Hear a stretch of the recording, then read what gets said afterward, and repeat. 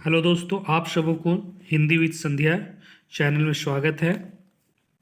आज मैं जो पिछले क्लास में करवाया था झारखंड जीके से इम्पोर्टेंट क्वेश्चन जो आपको पीजीटी, टीजीटी और जेएसएससी सीजीएल में क्वेश्चंस आते हैं उससे संबंधित जितने भी इम्पोर्टेंट प्रश्न हैं वो मैं इसी सीरीज को आगे बढ़ा रहा हूँ। कल 16 तक मैंने करवा दिया था, 17 से करवाऊँगा।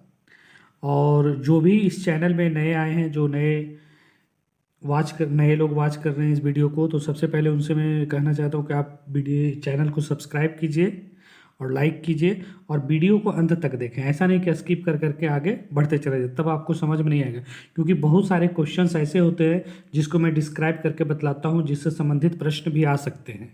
तो आप अगर स्किप करके वीडियो को देखिएगा तो कोई फ़ायदा नहीं होगा, क्योंकि जो क्वेश्चन दिए हुए हैं उसका सिर्फ आंसर आप देख के चले जाइएगा, जबकि जो क्वेश्चन मैं करवा रहा हूँ सिर्फ वही क्वेश्चन एग्जाम में नहीं आएंगे, उससे संबंधित जो क्वेश्चंस होते हैं वो मैं करवाता हूँ, वो मैं बताता हूँ, उस पर ज़्यादा ध्यान दीजिएगा, क्योंकि वो क्वेश्चन आने के चांसेस ज़्यादा होते हैं। ये सिर्फ ऐसा नहीं कि जो क्वेश्चंस हैं उसको आप पढ़िए और उसका जो ऑप्शन है टिक कीजिए और आगे बढ़ जाइए, उससे कोई बेनिफिट आपका नहीं होगा। चलिए तो फिर वीडियो में हम आगे बढ़ते हैं और आज क्वेश्चन नंबर 17 से स्टार्ट करते हैं। देखिए, प्रश्न संख्या 17 जो है वो बोल रहा है कि जनजाति समाज में टोटम से अभिप्राय क्या है। अगर आप झारखंड वासी हैं तो आप लोगों को मालूम होगा कि टोटम का अर्थ क्या होता है। यहाँ पे देखिए, ऑप्शन नंबर ए में है समगोत्रीय विवाह, गोत्र चिन्ह, जादू टोना, सामाजिक बहिष्कार। अब बताइए कि इसमें से कौन सा ऑप्शन करेक्ट होगा। बहुत लोग बोलता होगा टोटम का अर्थ होता है जादू टोना, लेकिन टोटम का अर्थ जादू टोना नहीं है। टोटम का अर्थ जादू टोना नहीं है, इस चीज पे आप ध्यान दीजिएगा। समगोत्रीय विवाह, गोत्र चिन्ह, जादू टोना, सामाजिक बहिष्कार, इस 4 ऑप्शन में से कौन सा ऑप्शन करेक्ट होगा अब बताइएगा। इसका जो ऑप्शन नंबर बी होगा वो आपका करेक्ट आंसर होगा, ठीक है ना। गोत्र चिन्ह यानी कि टोटम गोत्र चिन्ह को बोलते हैं। ऐसा नहीं कि जादू टोना को टोटम, बहुत जगह जादू टोना को टोटम बोलते थे, आप इस चीज को मत समझिएगा कि जादू टोना को ही टोटम बोलते हैं। ये जनजाति समाज के बारे में बताया जा रहा है, उसके बारे में पूछा जा रहा है, तो उससे संबंधित आप बताइएगा जो भी क्वेश्चन पूछता है। अब एक चीज और आप जानिए कि जितने भी जनजाति लोग होते हैं कई गोत्र में विभक्त होते हैं, उनका गोत्र अलग अलग होता है और प्रत्येक गोत्र का अपना गोत्र चिन्ह होता है ना। जितना भी गोत्र है उन सब का एक गोत्र चिन्ह है और उसी गोत्र चिन्ह को टोटम कहा जाता है। अब चलते हैं अगले क्वेश्चन में, प्रश्न संख्या 18 में। प्रश्न संख्या 18 में पूछ रहा है कि झारखंड राज्य के किस जिले के सभी विधानसभा क्षेत्र अनुसूचित जनजाति हेतु आरक्षित हैं। आप झारखंड वासी हैं, आप लोगों को ऐसे भी अगर राजनीति में थोड़ा भी आपको दिलचस्पी होगी तो आप इन सब चीज़ों को जानते होंगे। तो झारखंड राज्य के किस जिले में, यानी कि जितने भी 24 जिले हैं उसमें से कौन सा ऐसा जिला है जहां पे विधानसभा क्षेत्र एक जिले में 2-3 जितना भी हो सकता है, अलग अलग विधानसभा होता है, अलग अलग जिले में वो संख्या हो सकती है। तो आपके पास 4 ऑप्शन है, यानी गुमला, लोहरदगा, पलामू या ए और बी दोनों में से, तो किसमें अनुसूचित जनजाति हेतु आरक्षित है, कौन सा जिला में ऐसा विधानसभा है। तो आप बताइए। ऑप्शन नंबर ए में है गुमला, ऑप्शन नंबर बी में है लोहरदगा, ऑप्शन नंबर सी में है पलामू और ऑप्शन नंबर डी में है ए एवं बी दोनों। तो आप बताइए कौन सा ऑप्शन इसका करेक्ट होगा। तो इसका जो ऑप्शन करेक्ट होगा वो ऑप्शन नंबर डी होगा। क्यों? क्योंकि हम जानते हैं कि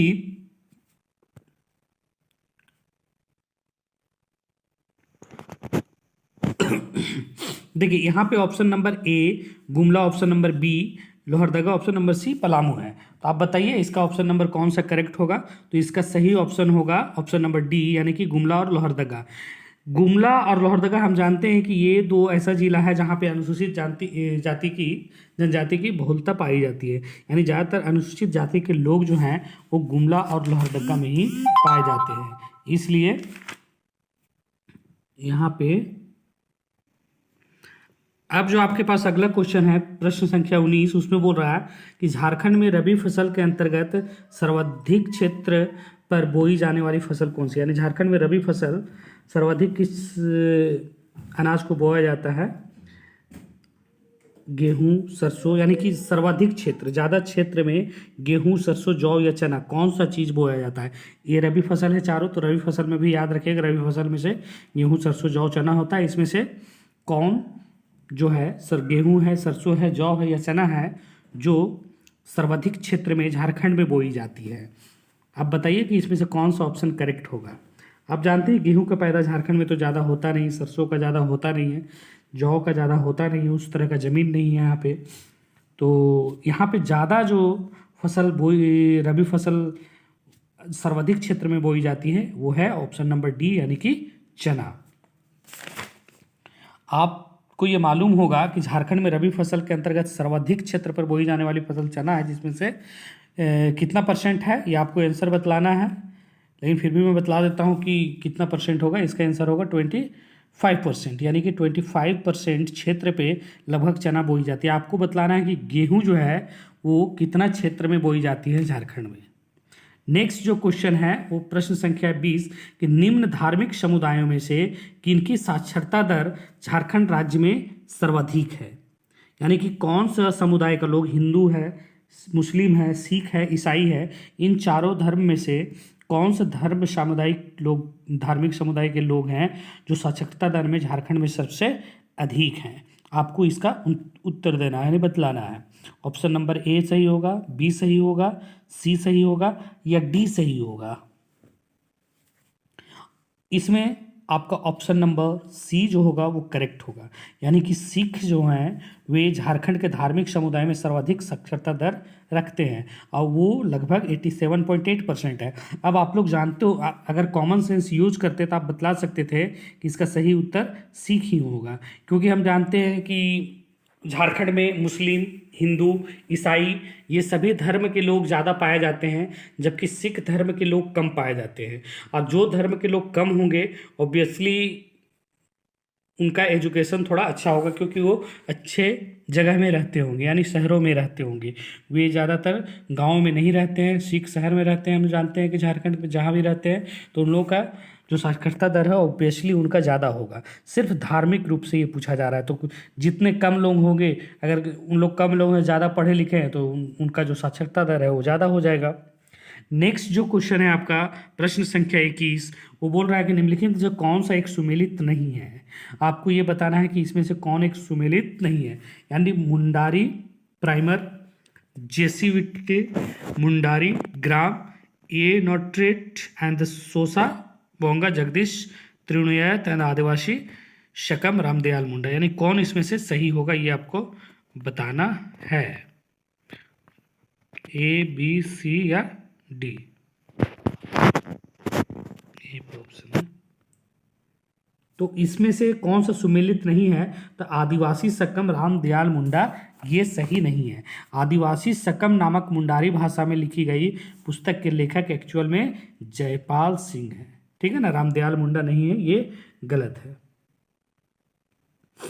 नेक्स्ट जो आपका क्वेश्चन है कि निम्न में से किसे मंदिरों का गांव कहा जाता है? यानी कि ऑप्शन नंबर ए है आंजनग्राम, इटखोरी, मलूटी या देवड़ी। इसमें से कौन सा ऑप्शन करेक्ट होगा? तो आप जानते हैं कि इसका ऑप्शन नंबर सी होगा, यानी मलूटी, जो पश्चिम बंगाल की सीमा पर अवस्थित दुमका जिला का एक गांव है। यह दुमका जिला में, और यहाँ 108 मंदिर हैं टोटल। यहाँ पर लगभग 108 मंदिर है। ये मलूठी जगह बहुत इंपॉर्टेंट, ये क्वेश्चन हमको लगता है झारखंड का फेवरेट क्वेश्चन में आता है। जेएसएससी का ज़्यादातर जितना बार भी आज तक एग्जाम लिया ये क्वेश्चन जरूर पूछा है कि मलूठी जो है पश्चिम बंगाल की सीमा पर है। यह भी याद रखिएगा कि मलूठी गाँव किस राज्य की सीमा पर है झारखंड के अलावे, तो पश्चिम बंगाल की सीमा पर है, जो दुमका जिला में पाया जाता है। यानी दुमका जिले में लगभग यहाँ कितने मंदिर हैं? तो 108 मंदिर है, यह भी याद रखिएगा। अगला जो क्वेश्चन है आपका कि क्वेश्चन नंबर 23, निम्न में से कौन सा एक झारखंड का प्राचीनतम वाद्य है? प्राचीनतम वाद्य मांदर है, नगाड़ा है, ढोल है या धमसा है? तो आपको बताना है इसमें से। आप लोग तो भाई झारखंडी हैं, अगर आप झारखंड के हैं तो आप ऑब्वियसली जानते होंगे मांदर तो हर चीज़ में बजता है झारखंड में। तो मांदर जो है वो झारखंड का प्राचीनतम वाद्य यंत्र में से एक है, जिसका प्रयोग सभी झारखंडी समुदाय के लोग करते हैं, चाहे वो जिस समुदाय के भी लोग हैं झारखंड के, तो वो जरूर इसका प्रयोग किए होंगे कभी ना कभी एक बार। प्रश्न संख्या 24 में पूछा जा रहा है कि निम्न में से कौन सा मंदिर एक प्रख्यात तंत्रपीठ है? मौलिक्षा मंदिर, माँ उग्रतारा मंदिर, माता चंचला देवी या नौलक्खा मंदिर? आप बताइए नौलक्खा मंदिर किस मंदिर को बोला जाता है और यह कहाँ है? माँ उग्रतारा मंदिर किस मंदिर को बोला जाता है और यह कहाँ है? मौलिक्षा मंदिर कहाँ पे है ये आपको बताना है। 24 में option number A, option number B, option number C, option number D, कौन सा ऑप्शन करेक्ट होगा 24 का? तो अगर आप माँ उग्रतारा मंदिर को जानते होंगे, लातेहार से होंगे, लातेहार डिस्ट्रिक्ट में पड़ता है माँ उग्रतारा मंदिर। ये चंदवा से लगभग नगर, एक जगह का नाम है चंदवा से 7 या 8 किलोमीटर के दूर है। उसी नगर मंदिर को ही माँ उग्रतारा मंदिर बोलते हैं। यह पहाड़ के नीचे मंदिर है और इसी मंदिर को एक प्रख्यात तंत्रपीठ मंदिर के नाम से भी जाना जाता है। अब अगला क्वेश्चन है 25 नंबर क्वेश्चन में देखिएगा कि सिमडेगा का राम रेखा मेला प्रतिवर्ष, यह भी बहुत इंपॉर्टेंट क्वेश्चन है, बहुत इंपॉर्टेंट। इस क्वेश्चन को जरूर रट लीजिएगा क्योंकि यह क्वेश्चन भी बार बार आता है और हम लोग जो ऑप्शंस दिए रहते हैं उसी में कंफ्यूज करते हैं। हर क्वेश्चन पढ़ा पढ़ा लगता है लेकिन उसको डिस्क्राइब करके हम लोग नहीं पढ़ते हैं, डिस्क्रिप्शन में पढ़ते हैं, जिसके कारण हम लोगों को प्रॉब्लम्स होती है। हम लोग बस रट लेते हैं, तो रट लेते हैं तो जो ऑप्शंस होता है, अब ये क्वेश्चन कहीं ना कहीं रिलेट करता है दूसरे प्रश्नों से, तो हमको लगता है उसका आंसर होगा या इसका आंसर होगा, जिसके कारण हम लोग गलती करते हैं। सिमडेगा का राम रेखा मेला प्रतिवर्ष पूर्णिमा के दिन आयोजित किया जाता है। किस पूर्णिमा के दिन आयोजित किया जाता है? चैत, कार्तिक, सावन या माघ पूर्णिमा के दिन? बताइए। आप सब जानते होंगे कि इसका आंसर जो होगा ऑप्शन नंबर बी होगा, यानी कि सिमडेगा जो है का राम रेखा मेला प्रतिवर्ष कार्तिक पूर्णिमा के दिन आयोजित किया जाता है। यानी कार्तिक मास का जो पूर्णिमा होता है उसी दिन इस मेला का आयोजन किया जाता है। नचनी क्या है? अगला क्वेश्चन है, नचनी क्या है? नृत्य है, लोकगीत है, चित्रकारी है? तो भैया नचनी को तो आप अच्छे तरीके से जानते होंगे कि जिसमें नाचना पड़ता है, तो नाचने वाला, लोकगीत तो गाने वाला है, चित्रकारी चित्र बनाने वाला है, तो नृत्य ही होगा ना, नाचना। नृत्य का तो अर्थ हम लोग सब जानते हैं, नृत्य का अर्थ नाचना। तो ये बहुत आसान क्वेश्चन है, मैक्सिमम बच्चे इसका आंसर दे लेंगे। अगला प्रश्न है कि मुंडारी फोक टेल नामक पुस्तक किसने लिखी? यह भी बहुत ही इंपॉर्टेंट क्वेश्चन है। ये पुस्तक से संबंधित भी प्रश्न बहुत ही आते हैं। इसमें जो ऑप्शन है आपका, पहला है पीके मित्रा ने लिखा है, एके झा ने लिखा है, रामदयाल मुंडा लिखा है या एसी राय ने लिखा है, यानी कौन इनमें से लिखे हैं? तो आपको मैं बता दूं कि पीके मिश्रा ने मुंडारी पॉकटेल नामक पुस्तक लिखी, यानी कि ऑप्शन नंबर ए। और ये कब लिखा है? 1956 में लिखा है। और आपके लिए एक क्वेश्चन में छोड़ के जाता हूं कि एके झा के द्वारा लिखा गया कम से कम 2 पुस्तक का नाम बताइएगा कमेंट में। आप लोग कमेंट नहीं करते हैं, इससे ये पता चलता है कि आप पढ़ाई में थोड़ा कम ध्यान दे रहे हैं, पढ़ने में थोड़ा ज़्यादा ध्यान दीजिए, तभी कोई भी एग्जाम आपसे निकल पाएगा। समझ गए ना? तो आप कमेंट करके ज़रूर बताया कीजिए कि इस जो भी मैं पूछता हूँ, क्योंकि उसी से संबंधित प्रश्न आते हैं। आप सोचते हैं कि जो बताया जा रहा है क्वेश्चन यहाँ पे जो दिए रहे हैं उसका ऑप्शन है वही प्रश्न आएगा, तो नहीं, आपकी ये भूल है। उससे संबंधित जो प्रश्न होते हैं, जैसे एके झा के कितने बुक्स है, रामदयाल मुंडा ने कौन सी बुक लिखी है, एसी राय ने कौन सी बुक लिखी है, ये सब भी जानकारी एकत्रित करके रखिए, क्योंकि यही सब ऑप्शंस में से ही क्वेश्चंस आ जाते हैं। नेक्स्ट जो क्वेश्चन है 28 नंबर कि ईसाई मिशनरियों द्वारा छोड़को रने मारे हाफ डाम रोया किस लिपि में लिखी गई है? आपसे कल एक और मैं पूछा था, उस क्वेश्चन का भी, उसमें भी आपने कमेंट करके नहीं बताया था। अब इसका बताना है कि 28 का ऑप्शन नंबर ए सही होगा। अब ओल चिकी कौन सा जनजाति में किस भाषा का ये लिपि है ये बताना है। तो आपको इसको रोमन में, देवनागरी में, इनमें से कोई नहीं, कौन सा ऑप्शन इसका करेक्ट होगा, ए, बी या सी? तो इसका ऑप्शन नंबर होगा बी करेक्ट, यानी रोमन लिपि में। नेक्स्ट जो क्वेश्चन है, चलो बादलों में छिप जाएं किसके द्वारा लिखी पुस्तक है? द्वारका प्रसाद, योगेंद्र नाथ, राधाकृष्ण, शिवचंद्र शर्मा? इसका ऑप्शन कौन सा होगा आपको बताना है। चलो बादलों में छिप जाएं पुस्तक के लेखक का नाम है योगेंद्र नाथ। और द्वारका प्रसाद के द्वारा जो लिखा गया पुस्तक है उसका नाम आप बताइएगा कमेंट में। नेक्स्ट जो प्रश्न है कि सेवा विवाह निम्न में से किस जनजाति में प्रचलित है?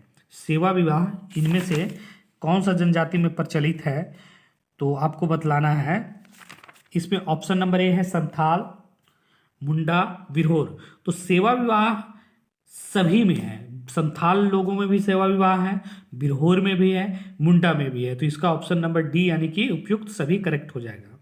ऑप्शन नंबर 31 है कि झारखंड के किस शहर में सैनिक स्कूल स्थापित है? हजारीबाग, रांची, तिलैया, जमशेदपुर।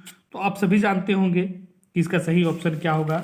एक्चुअल में तो आप लोग अगर पढ़े होंगे तो जानते होंगे कि इसका सही ऑप्शन हो जाएगा तिलैया। तिलैया में सैनिक स्कूल बहुत ही विख्यात है। और यह जो सैनिक स्कूल है तिलैया कोडरमा में, इसकी स्थापना 16 सितंबर 1963 ईस्वी को हुई थी। देखिए यहाँ से एक प्रश्न बनता है कि इसकी स्थापना कब हुई। ये भी प्रश्न आ सकता है कि झारखंड के किस जो सैनिक स्कूल तिलैया में है उसकी स्थापना कब हुई थी। तो यह इसकी स्थापना आप लिख लीजिएगा, नोट कर लीजिएगा, 16 सितंबर 1963 में हुई थी। इस संस्थान का जो मुख्य उद्देश्य था वो रक्षा सेवा के लिए और मानसिक और शारीरिक स्तर पर छात्र को तैयार करना, यानी कि उसको सैनिक के रूप में तैयार, मानसिक रूप से और शारीरिक रूप से वह सैनिक की तरह बने, इसलिए इस स्कूल को खोला गया था। अगला जो क्वेश्चन है कि हिंदी विद्यापीठ देवघर की स्थापना कब हुई थी? देवघर में जो हिंदी विद्यापीठ है उसकी स्थापना कब हुई थी ये बताना है। ऑप्शन नंबर ए 1929, 1934, 1938। देखिए इस प्रकार का भी प्रश्न बन जाता है, इसलिए सन ईस्वी भी याद रखना बहुत ही जरूरी होता है। तो इसकी स्थापना 1929 ईस्वी, ऑप्शन नंबर ए करेक्ट हो जाएगा।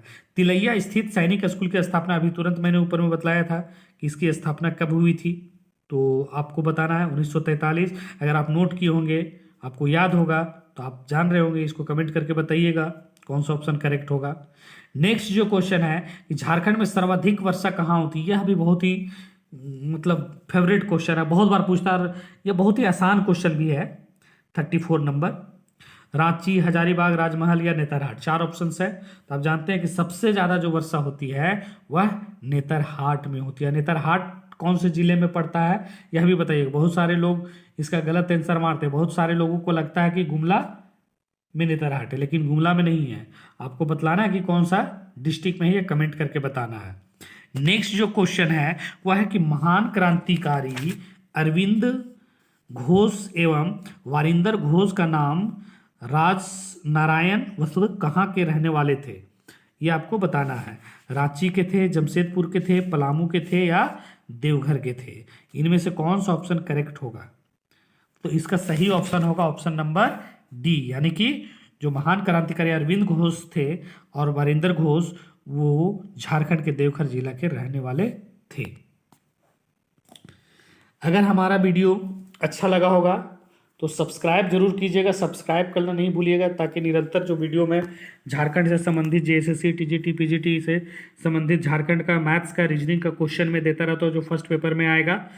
और बहुत सारी ट्रिक भी मैं बताता हूँ कि किस तरह से आप लर्न कर सकते हैं इन सब चीज़ों को, जीके को, मैथ्स को, रीजनिंग को कितनी ईजी वे में बना सकते हैं। तो आपको निरंतर वीडियो मिलेगा। अगर आप सब्सक्राइब कर लेते हैं तो आपको एक नोटिफिकेशन मिल जाएगा, बेल आइकन भी आप प्रेस कर दीजिएगा और लाइक ज़रूर कीजिएगा और कमेंट में ज़रूर बताइएगा जो मैं प्रश्न पूछता हूं, क्योंकि आप कमेंट नहीं करते हैं तो आपको जानकारी का मतलब कमी है, क्योंकि आप नहीं जानेंगे तो आप पूछेंगे हमसे तो मैं फिर उसका उत्तर दूंगा, तो आप उसको जान जाइएगा उस क्वेश्चन को, और वह क्वेश्चन अगर एग्जाम में आएगा तो आप आसानी से बना सकते हैं। और झारखंड से संबंधित अन्य परीक्षाओं में भी क्वेश्चन पूछी जाती है। Thank you for,